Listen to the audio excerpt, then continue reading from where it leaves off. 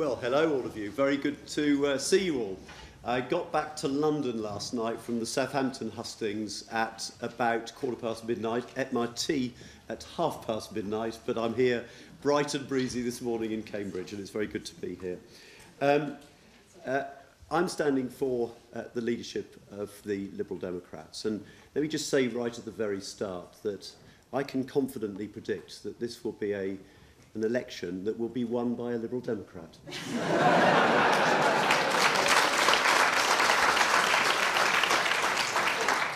But it is the first of very many, isn't it? Yes? Absolutely. We must be very confident.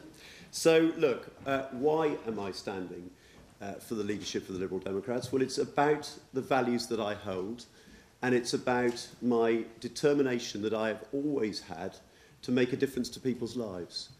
But you will want to know, first of all, what I'm about, what motivates me, what drives me as an individual. You'll want to know what my ambition for this party is, and you'll want to know how I'm going to achieve that ambition. So let me tell you something about who I am. I'm the son of a nurse and a world leader in climate change who set up the Climatic Research Unit at the University of East Anglia. And I've spent my adult life fighting for the liberal values that I hold dear. Before I was ever elected to Parliament, I was a lawyer. I fought for and won against the MOD compensation for hundreds of women who had been discharged from the armed forces simply because they were pregnant.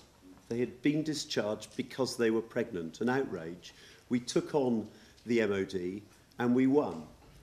In my first term as an MP, I took on Tony Blair over freedom of information.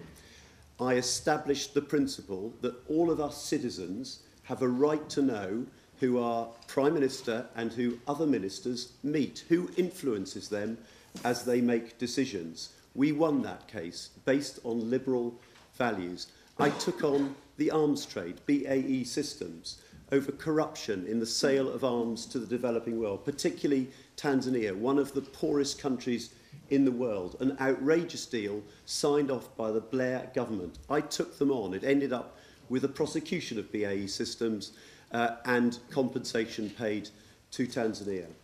And as a campaigning minister, I fought for the absolute liberal principle of equality for those who suffer from mental ill health. It's an outrage of our time.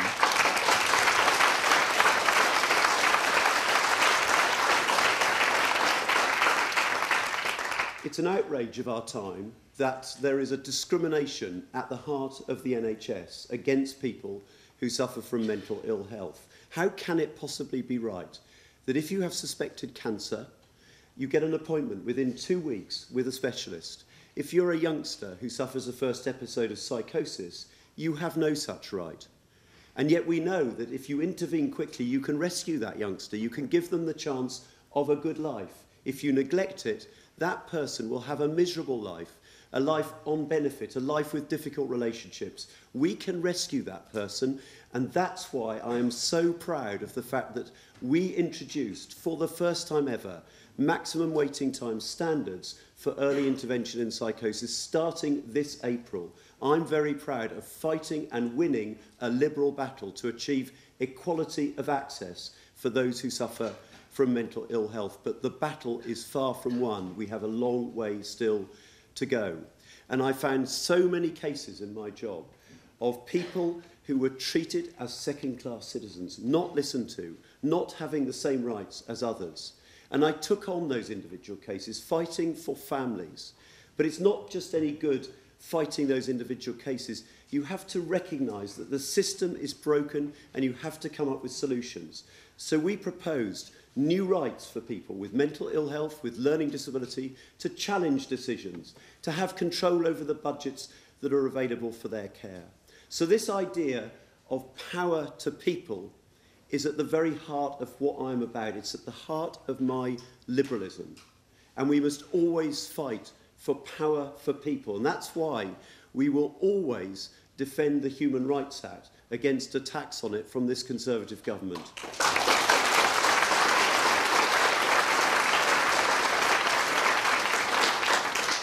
But we must also celebrate diversity, enabling every person to lead their life as they choose to leave it, not as the state tells them to do. We must always reject conformity. We must challenge discrimination, challenge injustice, challenge entrenched poverty. This is what Liberals are about, and we must be true to our values, to our principles. And we must always fight to ensure that every child in our country gets the same right to make the very most of their talents, to flourish as individuals. And it is surely a scandal of our time that there are still so many children whose future is determined by the circumstances of their birth. And that's why our pupil premium, which gave £2.5 billion this year to children from the poorest backgrounds, is so important. It changes lives. It gives those children the chance to flourish, to achieve great things in a way that the system has failed them in the past. Liberal values implemented in government, and we should hold our heads high and be proud of these achievements. But alongside those values, those principles of freedom, we also have responsibilities as individuals. We have responsibilities to one another in our communities. We have responsibility to be good stewards of our planet and to future generations, and to work internationally to bring people together, not to divide them. These are our values. These are our principles. So look, let me now go on to talk about what my ambition is for this party. I want us to think big. I want us to be audacious, to believe that we can build a progressive, liberal, radical movement of change. This world has changed completely. Change happens very quickly. Think of the world of commerce. Think of those big household names, here today, gone tomorrow. New startups suddenly emerging, catching fire, capturing the imagination. I want us to think of ourselves as a startup with a massive potential market out there, because this is a liberal age. There are so many people out there who share our values, our liberal values, but don't necessarily associate themselves with the Liberal Democrats. That is our challenge. And if we can connect with those people, inspire a new generation of people to believe that the liberal way is the right way, then we can succeed. We can aspire to be Liberal Democrats in government. Why is that so important? It's because we achieve nothing as politicians unless we get the chance to implement what we believe in, to make a difference to people's lives. That must be what we are about, surely.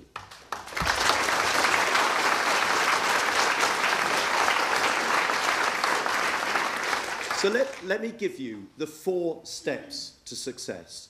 First of all, we need a root and branch reform of the way our party operates. I don't think that we are always true to our liberal values in the way we behave as a party.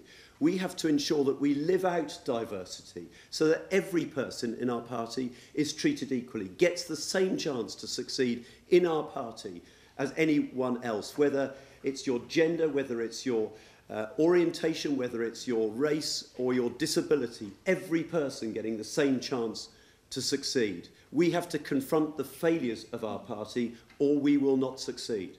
Secondly, we need to become again a really effective fighting, winning machine. We used to be the lead campaigners in our country, but we have fallen behind if we're honest with ourselves. We need to be the smartest campaigners, using technology as others have started to do and moving beyond us. We need to get back out there in front. But let me tell you this, and this is the 3rd step that I think is so important. We will not win by just campaigning harder. We campaigned pretty hard in this election, didn't we? We campaigned till we were all totally exhausted.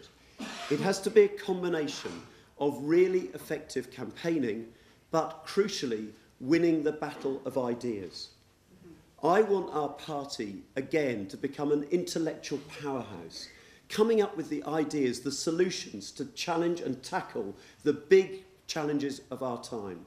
Think of Joe Grimman back in the 60s, those of you who are old enough to remember that great liberal leader.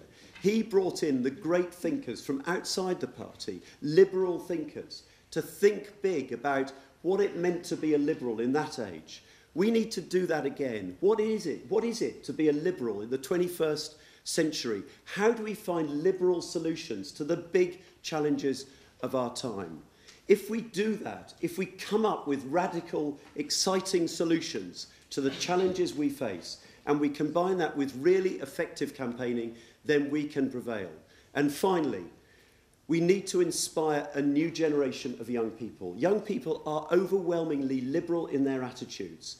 If we can inspire them with leading the way on the challenge, the imperative of tackling climate change, if we can lead the way on radical solutions, just as Julian has proposed, on the ridiculous, outdated, outmoded drug laws in our country, if we can come up with radical solutions to our housing crisis, ensuring that every individual gets equal access to treatment, whether it's a mental health problem or a physical health problem, we will succeed. We have to inspire that new generation. A young liberal youth student said to me recently, "You restored my faith in politics through the work you did on mental health." We can restore people's faith in politics if we speak the truth, if we speak from our heart, if we speak to our values. We can do it. And if you are as ambitious as I am for this party, if you believe we can build a really successful, liberal, progressive, radical movement of change, support me in this election. We together can succeed. Thank you very much indeed.